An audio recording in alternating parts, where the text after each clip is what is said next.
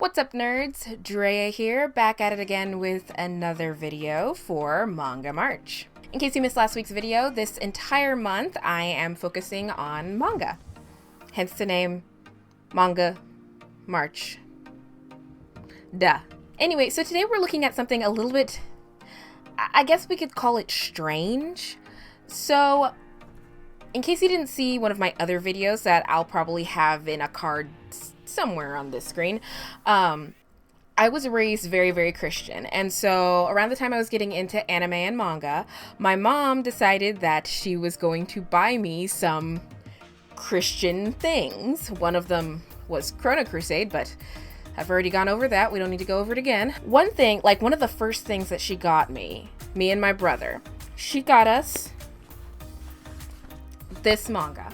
It's a little bit dirty because I've had it for a very, very long time, but this is called Serenity. It is by Real Buzz Studios, which is kind of like a Clamp-ish manga, like comic book conglomerate that doesn't really exist anymore. I had to do a ton of research just to find out that you can't really find anything about the websites that they list in this book anywhere on the internet anymore.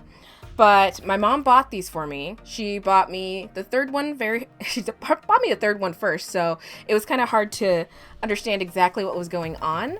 But these have turned into my favorite manga. And if you watched last week's video, they're still in my collection. I have all of them now. Originally, she just got me the third one. Then she got me 1 through 6, and then eventually they released 7 through 10, and I was able to acquire those probably like 6 or 7 years ago. And so we're going to talk about these today. So yeah, these are Christian manga, and it's a very kind of strange concept. Honestly, when it comes to Christianity and anime, they don't always mix really well. I mean, you have stuff like Chrono Crusade and you have stuff like Evangelion that take parts of Christianity and Catholicism, and it doesn't quite work. It's more for aesthetics. Now this one, they actually market it as, this is volume 1, they market it as America's premier inspirational manga. This isn't really a manga, is what I'll say first. They straight up call it a Christian manga in here, but this is not a manga. And what I consider a manga is something that is made in Japan and is drawn by people in Japan, and this is just very not a manga. It's a graphic novel, and that's fine. Graphic novels are great, but it definitely isn't a manga. It's not even right to left. This is a graphic novel, which is fine. They just like to market themselves as a Christian manga, or did. This came out in 2005, so it's got a lot of early 2000s things on it that kind of had not held up well, specifically how it's written. So the guy who wrote this, which I can't remember his name right now, I'm doing this all unscripted because I'm filming this the day that I was supposed to upload it. Anyway, the guy who wrote this, I think he was definitely an adult, like at least in his early 40s or late 30s when he wrote this, because the language in here sounds like an adult trying to be hip. He puts dog in this a lot, like DAWG, and sometimes he ends it with a Z. It's cringy. It's very cringy. And there are some things in here, specifically in one of the volumes, where they're like using internet chat speak, which I grew up during that time. I had AIM, I had MSN Messenger, I had a MySpace. So like I grew up like seeing people type like that, but I didn't, and there are still some things in here that I don't know what they mean, and I don't want to look them up because I don't know. I was that person who was like, hey guys, instead of typing the letter U, can you just do YOU? I was that kind of person. Terrible. Now I do it like ironically, but also unironically, because I'm not a cool person. Okay, here we go.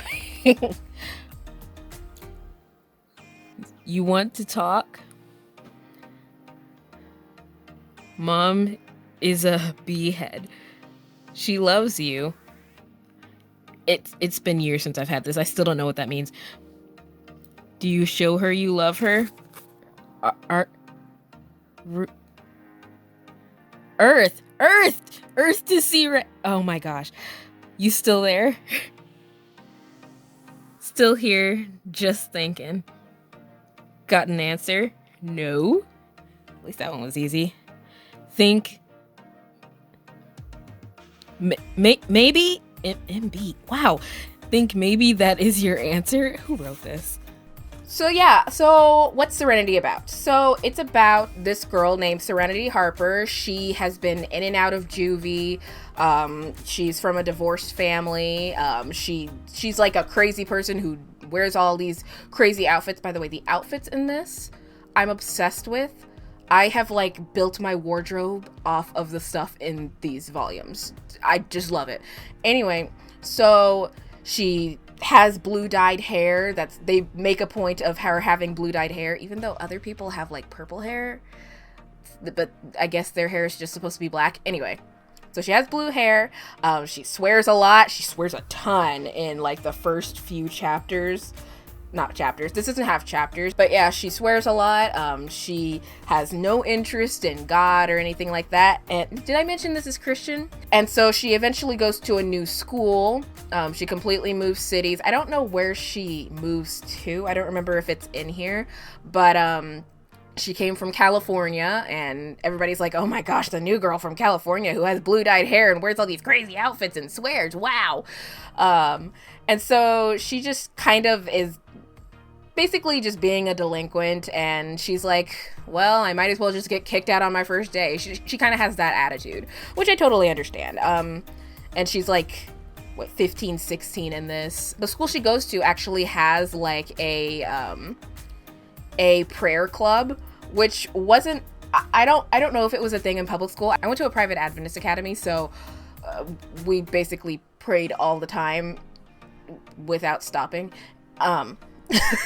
But yeah, they have a prayer club, and the prayer club decides to make Serenity their new project, which kind of is a little bit triggering to me. I had somebody make a project out of me several times in my adult life, trying to make me act like a human when I wasn't acting like a human.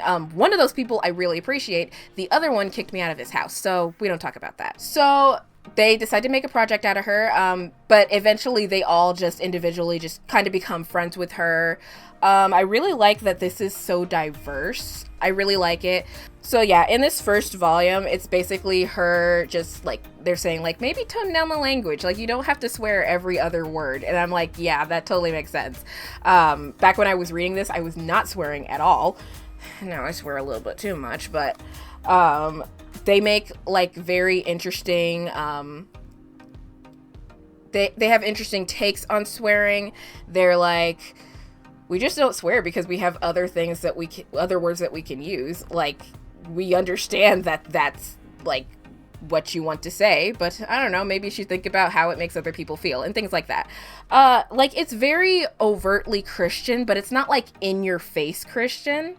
Later on, like in the very last volume, I guess I'll spoil it. I don't think you guys are going to read this because they're actually kind of hard to find. Like, you can find them on Amazon, but they're all used copies because this is out of print, and it's kind of sad because I really wish that more Christian kids read something like this.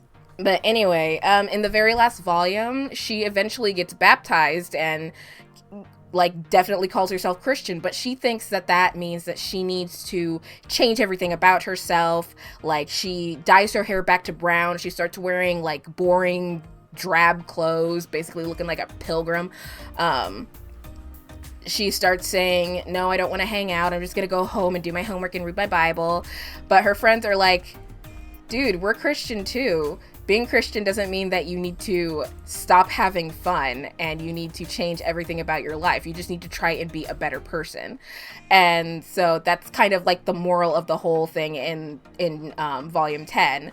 But there's other things that I've really taken a lot of good lessons from. Like, my favorite volume is volume 4.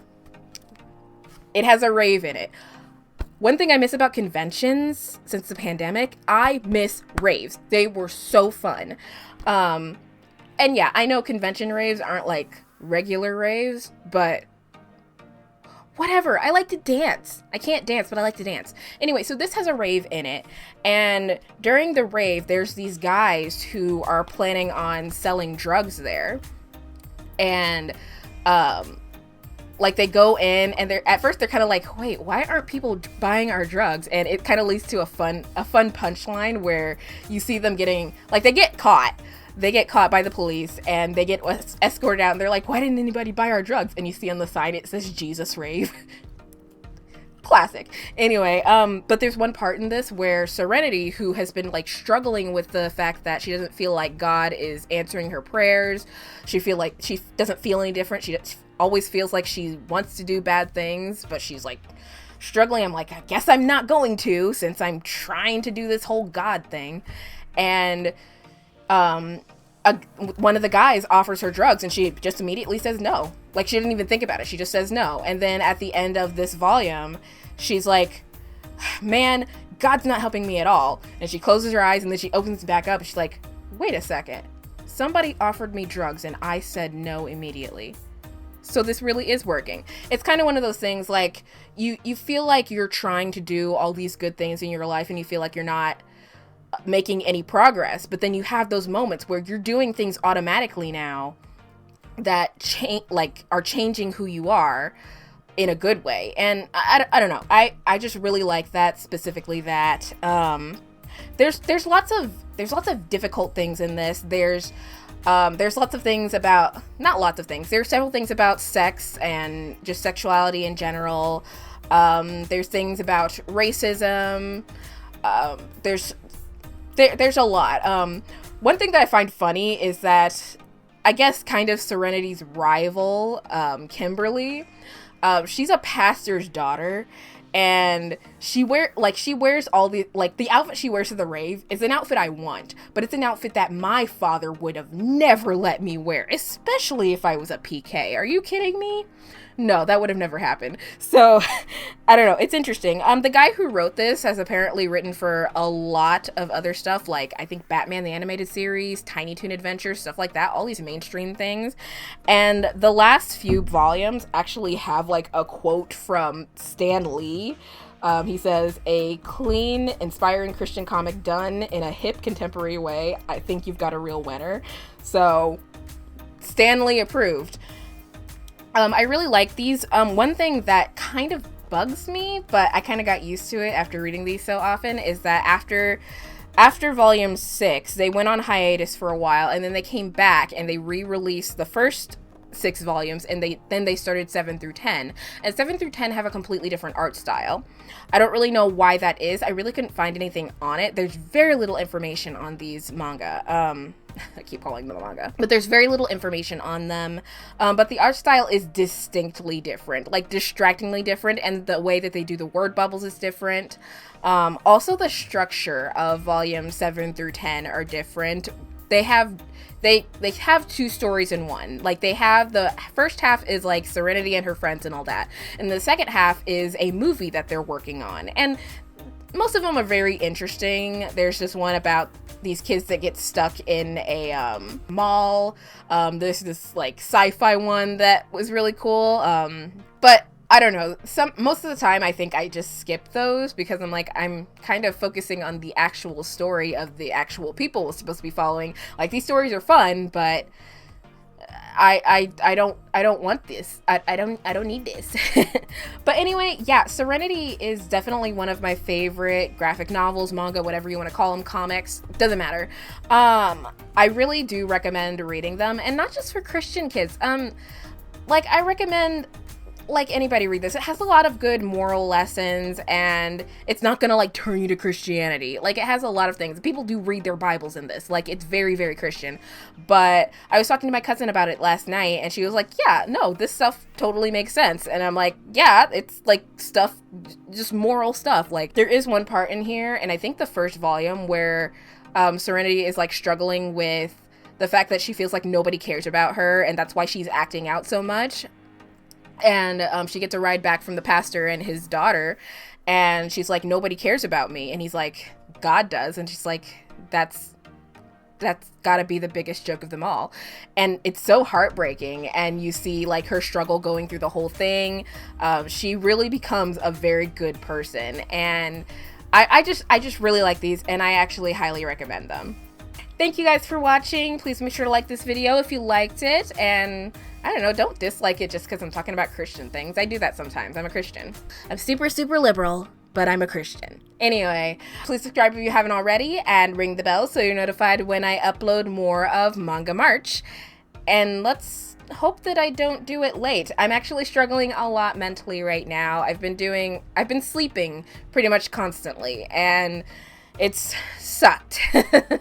But I'm trying to keep myself to my schedule and do the things that I feel it's not like I feel like I have to make these videos. It's that I want to make them, but I feel like I just don't have any motivation to do it. But I'm trying. Anyway, please have a great rest of your day, week, month, and year, and I'll catch you guys later. Bye.